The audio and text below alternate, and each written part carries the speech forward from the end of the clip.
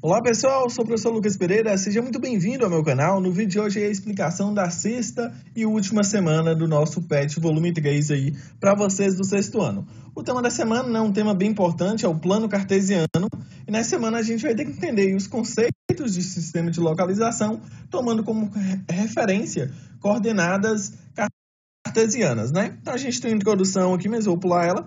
Bom, coordenadas cartesianas, né? Para localizar cada ponto, usamos duas linhas retas numeradas perpendiculares. Então, a gente tem aqui, retas perpendiculares, né? A gente estudou isso daí semana passada, né? E aí, reta perpendicular é quando as retas formam um ângulo de 90 graus, né? O ponto O, em que elas se cruzam, ou seja, o ponto de interseção aqui, o ponto O, é chamado de origem do sistema, né? Então, a gente tem aí o ponto O sendo chamado de origem do sistema, com outras perpendiculares paralelas, formando uma malha imaginária de quadrado sobre uma região plana. O eixo vertical é chamado de ordenada ou de eixo Y, né? Então, olha aí, ordenada ou eixo Y. Já o eixo horizontal é chamado de eixo das abscissas ou apenas de eixo X, né? Mas seria interessante já decorar aí o que é eixo das ordenadas e das abscissas, né?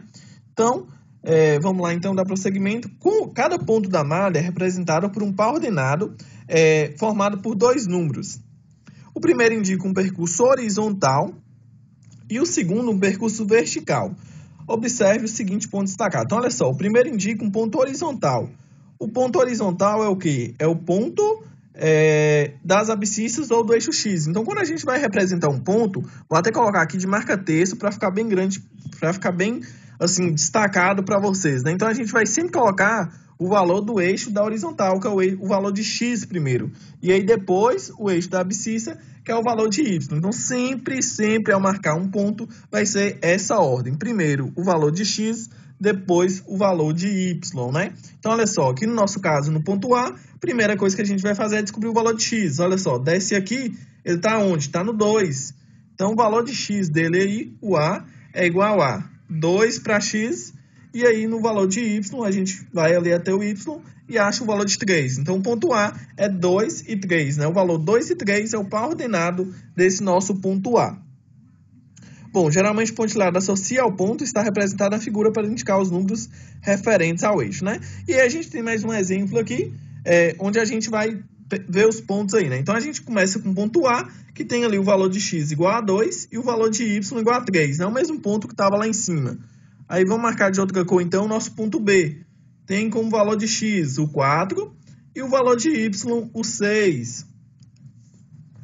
O ponto C, então, né? Ele tem o mesmo valor de Y e o ponto de X é 7. Então, ele vai ser representado como? Como 7 e 6, né? O valor de B é representado como 4 e 6. E aí, o valor de D, ele tem ali o ponto 7, né, para X, e o Y igual a 3. Então, tá aí a representação, né, as coordenadas de cada um desses pontos. Esse trapézio, ou esse quadrilátero, é chamado de trapézio. Observe a seguinte imagem, né? As coordenadas do ponto A são 9 e 7. Se saio desse ponto dando 3 unidades para baixo, 2 unidades para a esquerda e paro em quais coordenadas desse ponto? Então, olha só, eu saio desse ponto e ando 3 unidades para baixo. Então, vem 1, 2, 3. Então, vai parar nessa linha aqui do Y, né? Mas ainda pediu para andar 2 unidades para a esquerda. Então, vai andar 1, 2 unidades para a esquerda, vai parar aqui no 7 e no 4, né? Então, vamos dar uma conferida aí com o que eles disseram. E tá lá, né? 7 e 4 tá marcado aqui no nosso ponto C. Então, tá aí mais uma aplicação de coordenadas, né? Inclusive, lá no início do texto, eu nem li, mas aqui, tem um textinho falando sobre o GPS, né? Que é como se fosse um mapa, né? Então, por isso essa aplicação. Então, imagina que a gente saiu do ponto A, andou aí 3 quarteirões, virou à esquerda e andou mais 2 quarteirões, chegando, então, ao ponto C ali. Bom, a explicação dessa semana foi essa, então, né, pessoal? Se tiver dúvida aí nas atividades, deixe seu comentário. Meu muito obrigado para você que acompanhou aí todos os vídeos explicativos desse PET, né? Então, se você assistiu tanto da semana 1 até essa semana 6, deixa um comentário aí para mim, que eu vou estar te respondendo aí com todo carinho. Meu muito obrigado, um forte abraço. Lembrando que até sair os vídeos aí do PET volume 4, vai estar saindo novos vídeos aí também. Eu conto com a visualização de vocês e, claro, o like de sempre. Um forte abraço!